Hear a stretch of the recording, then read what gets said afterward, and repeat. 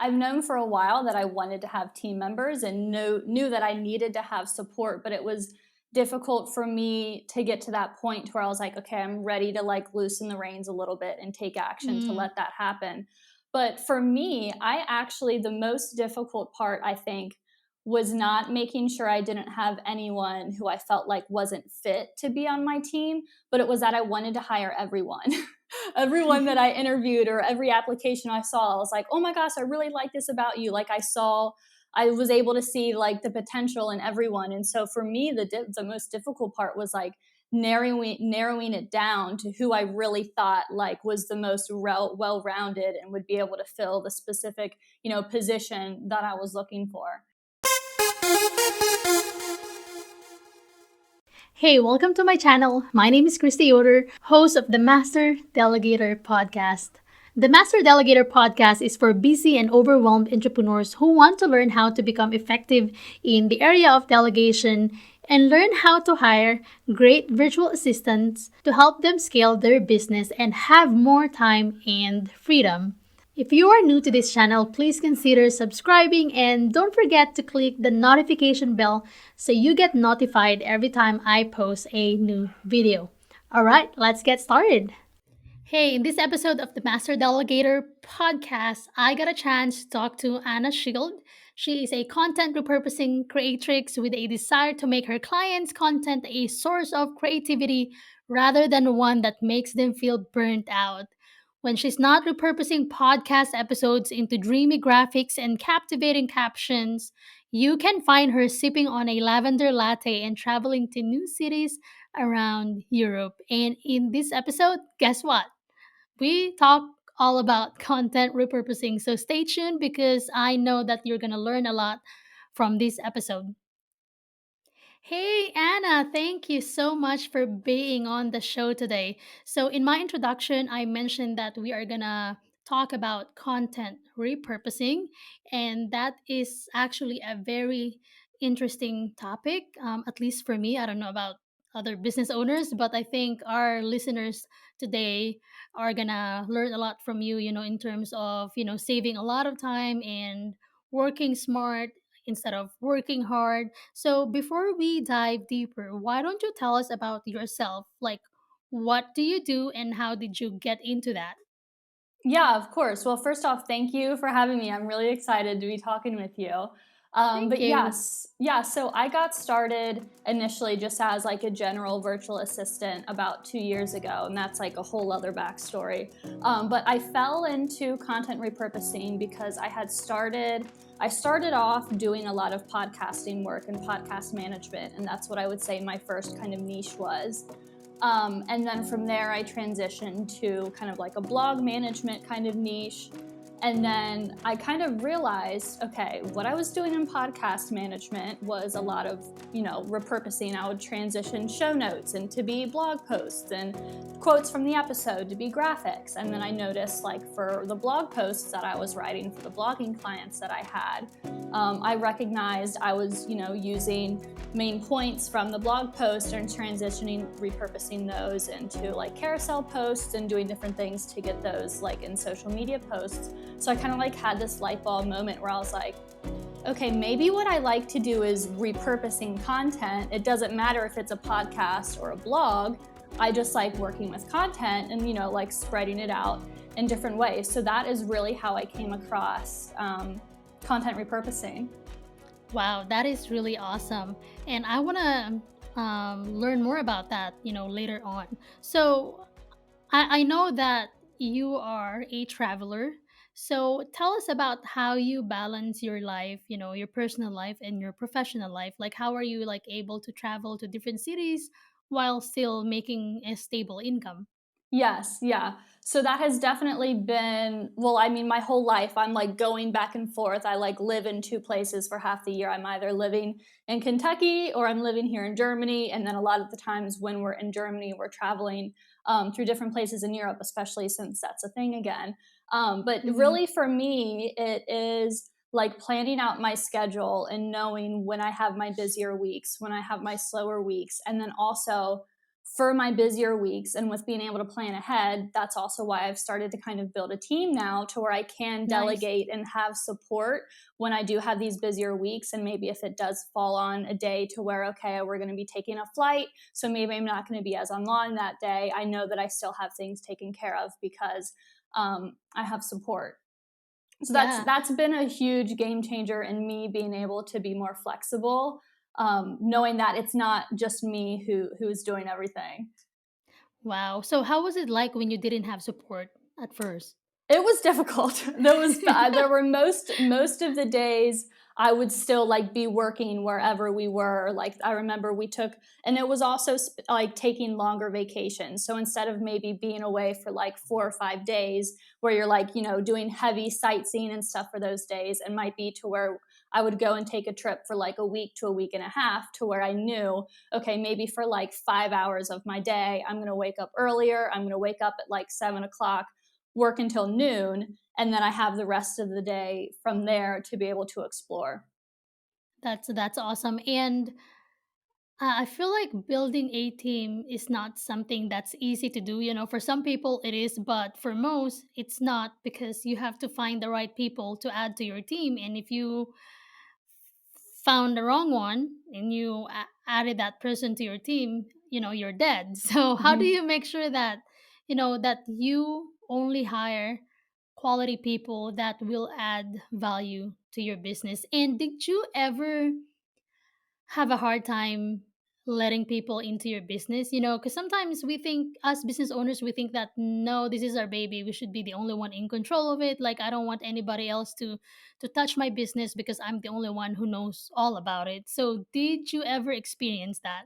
Yes, definitely. That's why honestly I've known for a while that I wanted to have team members and knew that I needed to have support, but it was difficult for me to get to that point where I was like, okay, I'm ready to like loosen the reins a little bit and take action to Mm, let that happen. But for me, I actually the most difficult part I think was not making sure I didn't have anyone who I felt like wasn't fit to be on my team, but it was that I wanted to hire everyone.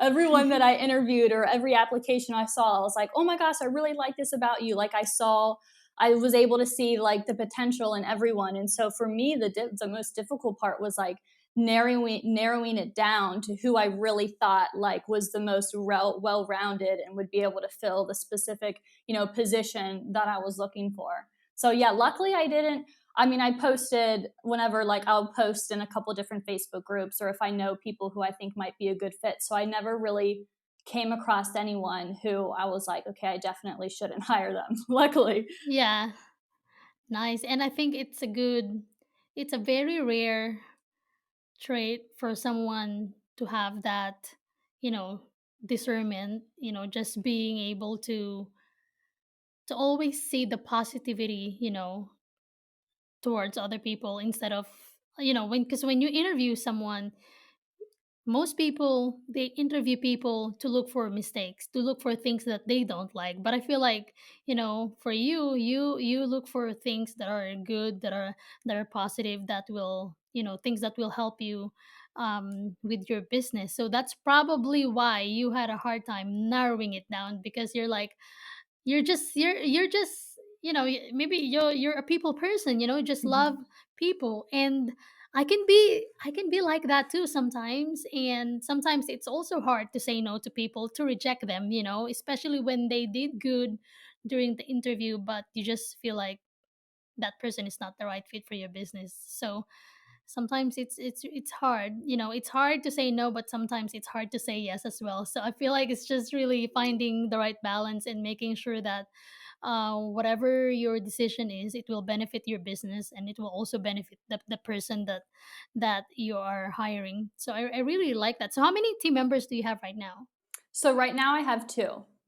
You have two. That's awesome. And are they able to help you scale your business even more?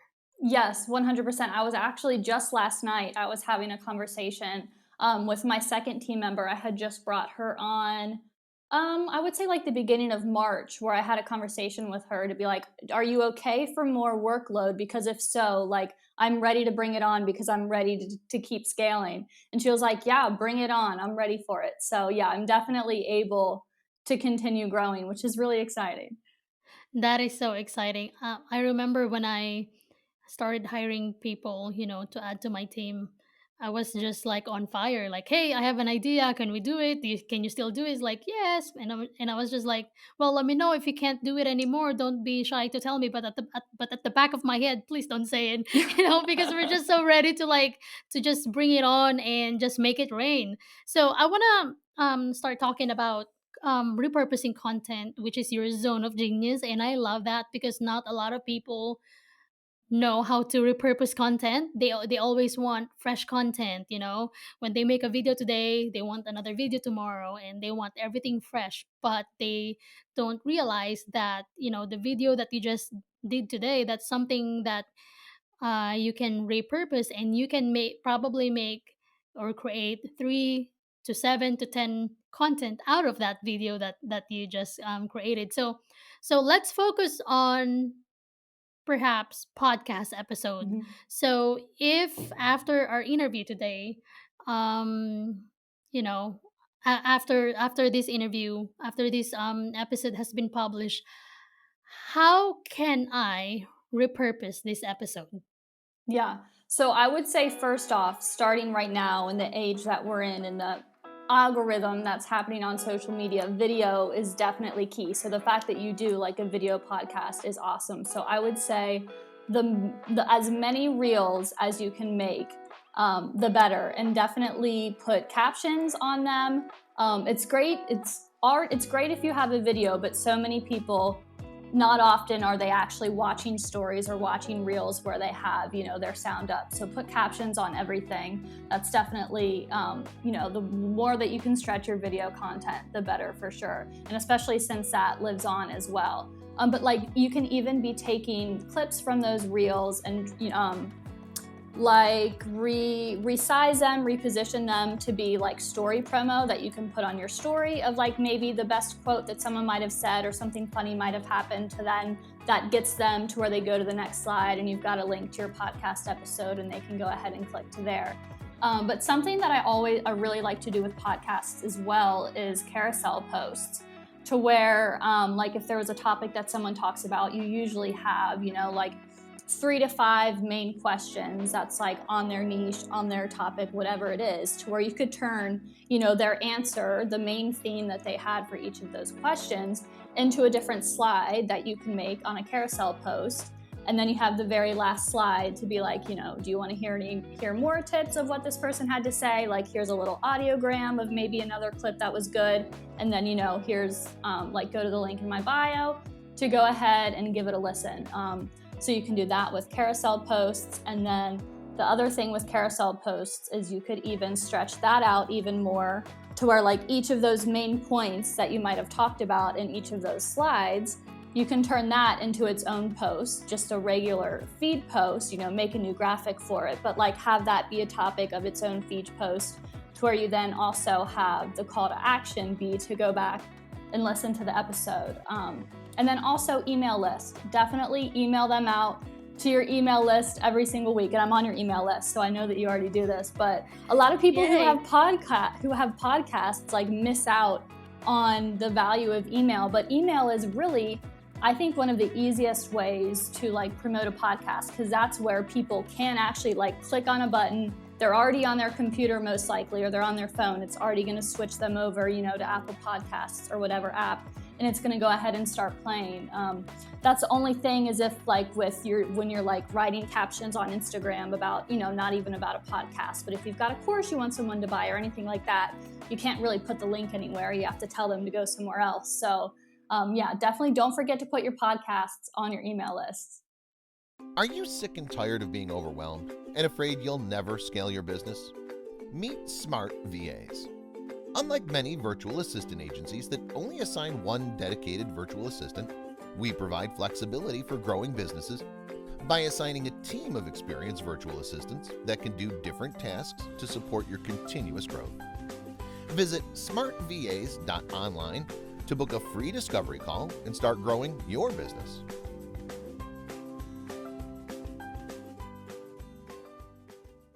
So I have a follow-up question on posting, you know, I mean posting your episode as reels. So when cuz the limit is only 60 seconds, right? Mhm. I think for some people, and as far as I know, some people still have the 30-second limit on Instagram reel. So when you post like a 60-second clip, like do you add the a music, you know, is it integrated Mhm. in your reel, or do you choose your background music within the Instagram app? Yeah, so yeah, Choose I would the trendy music from there. yeah, definitely I would recommend doing it within the Instagram app to just choose whatever like trending background music there is, and just do that from there. But obviously have the volume like low enough to where you can't really hear it. But then the algorithm knows, oh, hey, she just used, a trending audio. So then that's going to boost you up a bit. Yeah, that's actually what we currently do right now. And I noticed that some people, they use a trending audio on Reel, but they have the volume like very, very low, almost like you can never hear it. And I think they're just doing that, for the algorithm to show the video, on most people's, Instagram Reel feed. So that's really nice. So let me just do a summary. So you can create, reels from your podcast episode, and make sure to put captions. And you can also resize them and then post it on your Instagram story. And then you can also create, a carousel post that has 3 to 5, main questions out from the interview. And you can also create an audiogram. And you can, when you create your carousel post, if for instance you have like 5 images there, you can also post each of those images and then make it, post it on their own, and then create a caption as well. And then most importantly, don't forget to um, use your email list to also promote your podcast episode. Yes. Did I forget anything? No, I just thought of one that I forgot of, which Okay. is another big one. Is Pinterest. Is All to right. Yep. make. I mean, Pinterest is like a whole other game in strategy, but to make a Pinterest pin for your post would be, or for your episode would be great as well. To where it clicks over whether you have like if you're fancy and you have like a blog page for each episode, or if you have like a podcast page on your website, to where that pin would click over to that website, to that podcast page, and go ahead and start playing. I've had a lot of the other like podcasts that I've guested on have gotten a lot of their traffic from Pinterest, which I think is something that we don't often like connect a lot with podcasts, to think like, how could a podcast be on Pinterest? But there's a lot of potential there as well. Yeah, I love that you mentioned that, because I think most people, they think of Pinterest only for like recipes, home decorations, like DIYing something, and I think it's time for people, especially business owners, to realize that Pinterest is a powerful tool to promote your podcast and also your products or services. Now now okay, so if I am a listener right now of this episode, and I've heard you talk about, okay, this is how you can repurpose it, so these are like maybe 7 to 8, you know content out of one episode. So how Mhm. the heck, Anna, am I gonna do all of this if I don't even have time, to promote my business or to grow my business? Like, this is just so much. So how do you what would you say to entrepreneurs who have that kind of comment?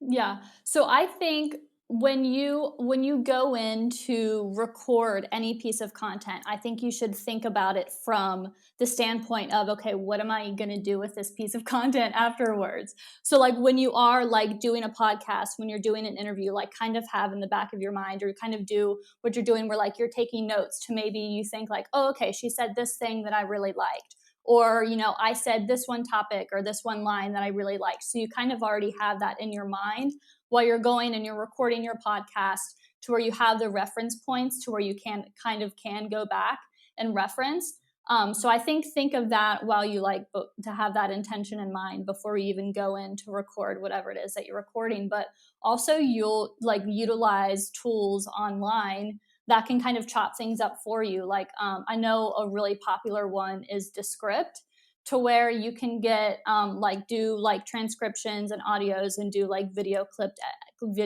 editing in there.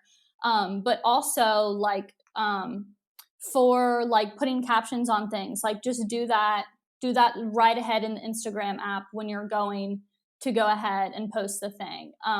Or outsource it as well. There's Mm-hmm. so many people like VAs that are able to do that and things like that. Mm-hmm. Exactly. And I love that you said that before you even record an episode, think of what you want to achieve from it. What do you want to do with it, right? Because you're not like right now, I'm just not interviewing you for the sake of interviewing you, right? Like I have a goal. My goal is to promote my podcast out there, and to make sure that I promote you as well as my guest, and to just um help my brand be more credible and have more awareness. So that's the goal, and I think that's very um I think, who is that author? Stephen something. But he said begin with the end in mind. So I think that is what you're getting at, just know what you want to do and where you want to be. And I also love when you said outsource it, because after this episode, Anna, like I'm not gonna worry about, okay, when is this gonna get published or who's gonna edit it. I'm not gonna worry about that. Like, so I'm recording on Riverside, and once this is done, it's gonna get saved in Riverside, and I'm just gonna ask my podcast editor to check Riverside, and then they'll handle it. I don't even have to like worry about it. So I think if you really want peace of mind and you want to scale fast, definitely outsource. And what do you think is the best way to delegate to your team members or to a VA, now that you have two team members, Mhm. in your team, and knowing that, you know you were once like them. You're the one who's being delegated to, right? So now you're the one delegating to your team members. So were you like, oh, hey, I need to delegate like properly, and I need to treat these people right, because I don't want to be treated this way. So Yeah. tell me about your experience on that. Yeah, that's definitely well, and I think that's part of why I maybe was a little bit different with the interview process as well, because I was thinking of, okay, like baby business owner Anna 2 years ago, like where she was when she was, applying to these job ops online and like going through the motions of, similar to the people who are applying to those. And so I definitely keep that same mindset when I am delegating. So I like to use like everything that I do with my whole team is in Asana. And so, like, I use Slack as well to communicate with them. So, like, I do give a bit of a heads up to be like, hey, I'm going to be sending this, like, over your way. You can check it in Asana with more details.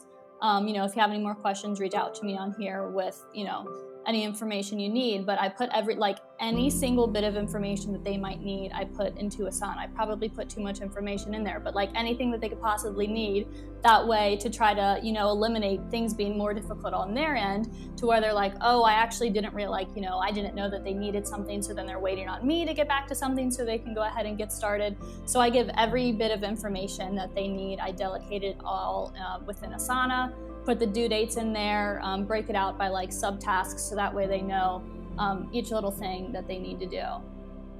That is awesome. So you use Slack, which is a tool to communicate with people, and you also use Asana as your project management tool. And you know what? Other people, they don't even use a project management tool. Like they still use email and Excel sheet to delegate to other people. And their reasoning for that is because they don't want to learn another platform. Hmm. I which could which is not which is very imagine. sad. Yeah, which is kind of sad because, as a business owner, we need to continue to grow by learning, and especially with how digital the world is going right now. You have to keep up with all the trends that are out there, especially with apps and tools and platforms. We have to know them, especially project management tool. If you're going to delegate, you need a project management tool, or else Mhm. all your tasks are going to get lost. And I love that you also mentioned putting a due date for each of the tasks that you are delegating, because this is very very important, so that way when you have a deadline, you're also setting an expectation, right? Mhm. Like, hey, I need you to do this and I need you to get this done by this date. And I think it's also important that when we put a due date, we also give our VAs or our team member, a grace period. For example, if you're working for a client and your client's deadline is Friday, and you delegated that specific task for your client to your VA, you're not gonna put Friday as a deadline. Right. Probably put Wednesday as a deadline, so that you can still have that space or room to review the task and make necessary revisions. So I think that's very important to take note of as well. So, Anna, what will you do if you have more time and freedom? If you can delegate everything to your team members, what is it that you're going to do? I would definitely spend more time on my own business, because I've definitely been guilty, and I know so many other like VAs and service providers are like this, to where at least at the beginning of your business, you don't even think about your own business. You're only thinking about your client's business and building their business. So I think I definitely that's a big portion as to why I want to have a team and I want to be able to scale, because like I want to have something to scale. Like I didn't build a business to not to just only be supporting other people's businesses. Like I'm a business owner myself. I need to take care of my own business as well. Otherwise, I'm not going to have a business to be able to support my clients. So, yeah, I definitely want to focus on, doing more things in the back end of my business. That's awesome. And I think that is really the goal, right? If you are the CEO of your business, that should be the thing that you're focusing on. And it's very ironic because us business owners, we help our clients grow their business, but we tend to forget that we also need to help our business to grow.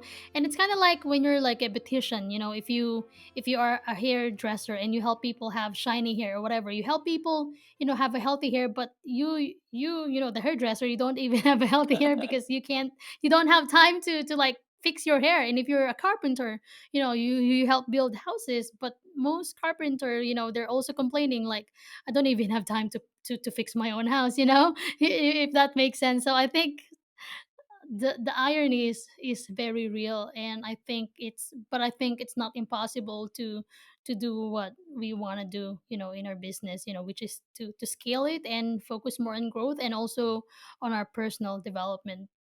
Do you have anything more to add? Any wisdom you wanna leave before we end this episode?